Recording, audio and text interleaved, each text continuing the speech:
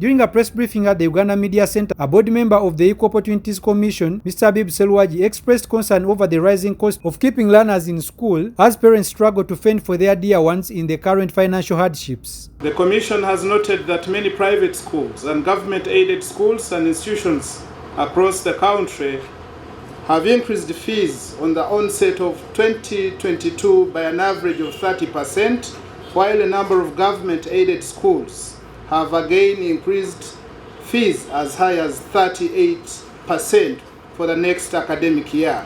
Selwaji said that many schools increased fees to cope up with the rising operational costs caused by COVID-19 effects, forgetting that parents had been affected by the pandemic and their incomes had not changed. Whatever the case, parents feel the increments are unfair, especially considering that their incomes have not changed. This explains why the results from a sample of a number of schools across the country shows that during the academic year 2022, only 65% of the parents managed to pay school fees in full. He called on the Ministry of Education to intervene because many learners may be denied access to education when schools are left to increase the dues at any time they wish without considering the guardians and parents who are experiencing similar economic challenges.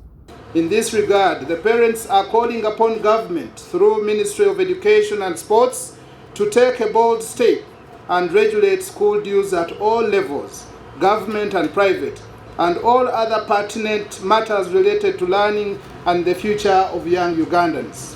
The chairperson of the Equal Opportunities Commission, Sarah Juko, noted that many government schools lack facilities for people with special needs, and the funds allocated for education of PWs through the Ministry of Education are still insufficient. Uganda came up with a program under Ministry of Education to ensure that each sub-county has got a seed secondary school.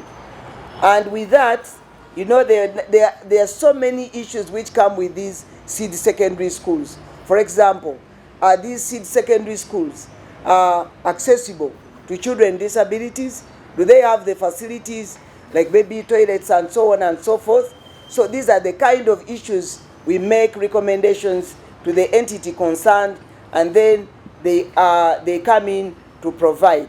The chairperson further told the media that the Commission plans to assess how government has mainstreamed equal opportunities in its ministries, departments, and agencies come next year. Next year, in the month of February, we are going to have what we call a gender, like equal opportunities week, whereby we are going to call all agencies of government to present to us their plans and budgets, and specifically to show us what measures they have included to ensure equalization of opportunities, gender and equity, compliance, as well as affirmative action.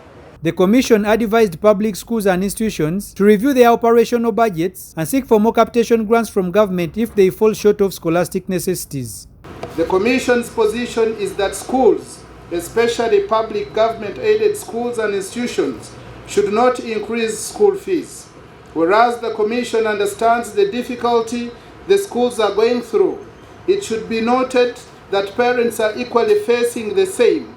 We have engaged several stakeholders on this issue to ensure that the schools do not exorbitantly increase fees for the next year, let alone it makes it a habit.